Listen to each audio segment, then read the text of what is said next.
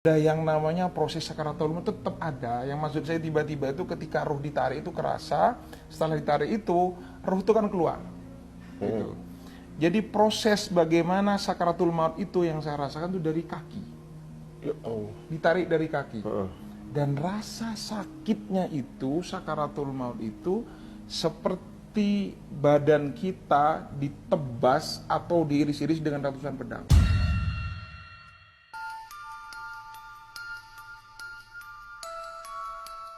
Ya Allah. Atau ini kan Idul Adha nih. Ya kita bayangin saja kambing itu dikulitin hidup-hidup.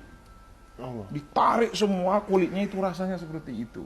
Atau kita seperti parut yang pakunya panjang-panjang ditancepin tubuh kita terus ditarik seperti itu. Itu rasa sakit. Dari kaki itu?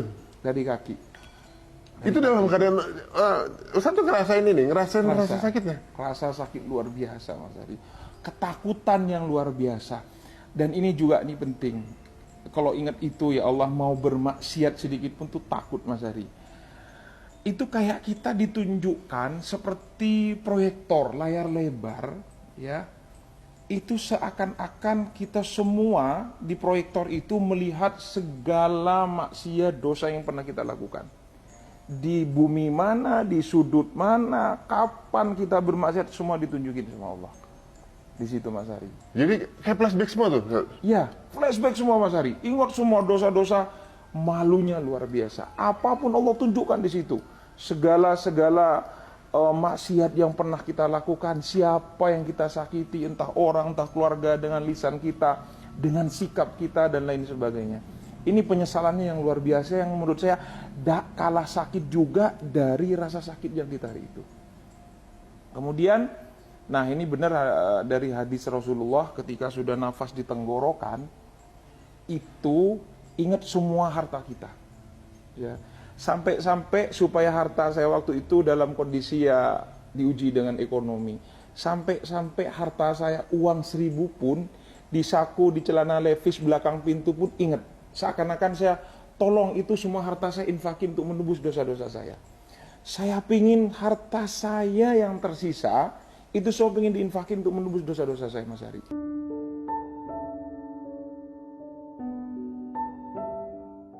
Itu ketika sudah nafas rasanya sudah di sini. Itu apa ya?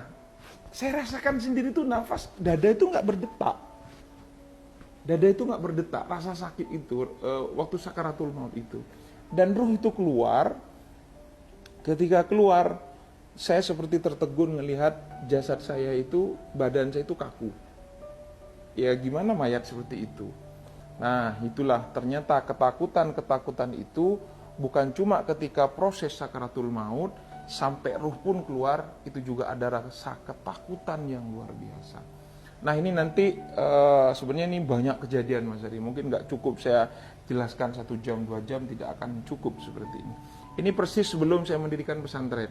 Ini juga yang menjadi energi saya, semangat saya mendirikan pesantren tahfiz Multifotor Quran Indonesia seperti itu. Ketika saya melihat jasad saya itu Mas Ari, tiba-tiba ada yang berbisik begini. Sebentar lagi kamu akan diurus, didatangin mungkar dan nakir. Itu juga nggak kalah mengerikan. Dengar nama mungkar nakir saja itu Mas Ari, itu mengerikan.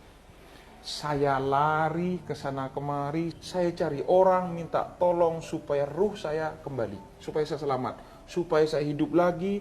Ya Allah, hidupkan saya 3 menit saja ya Allah, 5 menit saja ya Allah, supaya saya bersujud kepada Engkau, supaya saya bertobat kepada Engkau, supaya saya melakukan kebajikan-kebajikan. Itu kan terkam di dalam Al-Quran. Dan memang benar di dalam Al-Quran itu, ketika manusia yang wafat meninggal, dia mengatakan kok hidup saya seperti hanya pagi saja, siang saja, sore saja. Dan itu benar-benar saya rasakan Mas Ari. Nah disinilah ternyata orang kalau sudah wafat meninggal dunia, apalagi naudzubillah ada di neraka, itu tidak akan pernah putus asa, setiap detik menangis kepada Allah untuk balik ke dunia, untuk bertobat, untuk beribadah kepada Allah. Jadi kalau ingat itu Mas Ari, ini yang saya takutkan. Naudzubillah, saya selalu hati-hati supaya lisan saya, sikap saya itu tidak nyakitin orang sedikit pun. Mereka tuh, Ustadz kan sendiri duduk ya. Mereka nggak ada yang sadar kalau Ustadz lagi. Iya, nggak ada yang sadar. Disangka Ustadz di kamar istirahat. aja. Iya, di kamar saja kayak gitu. Dan ini lagi Mas Ari, penting punya anak yang soleh-soleha. Di situ ada kedua orang tua, ada orang tua, suami istri Mas Ari. Itu mukanya dibakar, hangus, kayak suster ngesot ya, kayak film susternya itu ngesot Mas Ari di bawah itu. Ustadz juga lihat yang di alam sana juga lihat. Semua itu banyak yang kita lihat Mas Ari, banyak. Terus ada kerangkeng, besi-besi yang panas membara. Tahu nggak apa yang dikatakan oleh kedua orang tua ini? Tahu nggak apa yang dikatakan? Ya Allah, anak saya melupakan saya, ya Allah. Saya mengandungnya, membesarkannya, melahirkannya, mendidiknya, dan dia sekarang melupakan saya, ya Allah. Aku terlupakan, ya Allah. Aku terlupakan hari ini. Itu merintih-rintih menangis Mas Ari. Nggak didoain gitu. Nggak didoain sama anaknya. Mungkin anaknya juga bermaksiat di dunia. Ini penting mendidik anak untuk supaya akidahnya kuat, agamanya kuat, Qur'annya kuat sebelum yang lain-lain. Ini katanya dengan Qur'an Mas Ari. Jadi inilah kenapa saya mewakafkan diri saya untuk Qur'an. Jadi ketakutan saya itu nyari masjid Mas Ari. Yang saya cari akhirnya masjid. Nah ini penting umat muslim untuk cari masjid gitu kan ya. Cari masjid, saya masuk ke masjid Mas Ari, adem, ada cahaya Mas Ari.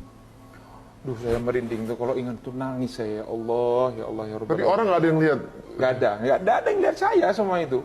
Nggak ada yang lihat saya. Terus di situ ada anak-anak muda yang lagi pegang Quran Mas Ari. Yang lagi pegang Quran. Ya. Ada yang lagi pegang Quran. Kemudian wajahnya bercahaya, tuh rasanya tuh kayak tembus ke langit. Saya di pintu masuk itu kaget karena mencari pertolongan supaya saya hidup ke dunia. Saya ngeliat itu, nangis saya.